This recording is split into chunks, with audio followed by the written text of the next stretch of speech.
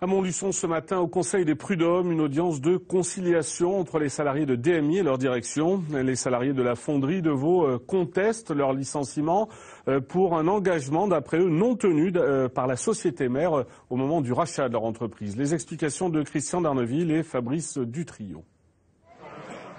La dernière fois qu'ils étaient au tribunal de Montluçon, c'était pour être informés de la liquidation judiciaire de leur entreprise. Cette fois, les salariés de DMI contestent leur licenciement.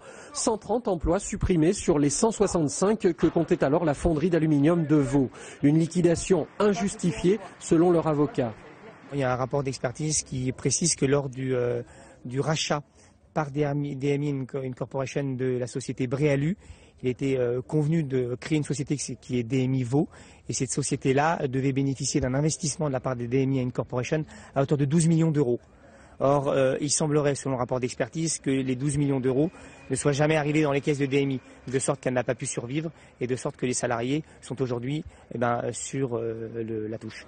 Aujourd'hui, ils sont tous là ou sont représentés, personnel licencié ou salariés réembauchés. Ils ont tous décidé de saisir les prud'hommes. Au tout début de la procédure, on avait entendu, entre autres, l'avocate de DMI qui disait « Ne vous inquiétez pas, de toute façon, on fera tout pour vous aider ». C'est des gens qu'on n'a jamais vus, quoi, en fait. Ils venaient tout juste aux audiences et ils nous ont absolument pas aidés.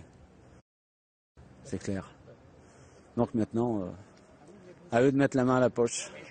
Les salariés n'ont obtenu que des indemnités légales de licenciement, 20 000 euros au maximum. Ils demandent aujourd'hui des dédommagements pour les préjudices subis.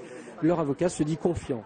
La société DMI Incorporation, il faut quand même le savoir, a créé une société qui s'appelle Chassix en avril 2013, en reprenant en fait complètement les actifs de l'ancienne DMI Vaud. Donc voilà, ça se sait pas, mais je le plaiderai. Les avocats représentant les anciens employeurs n'ont pas souhaité s'exprimer. Une nouvelle audience est prévue le 19 mai prochain.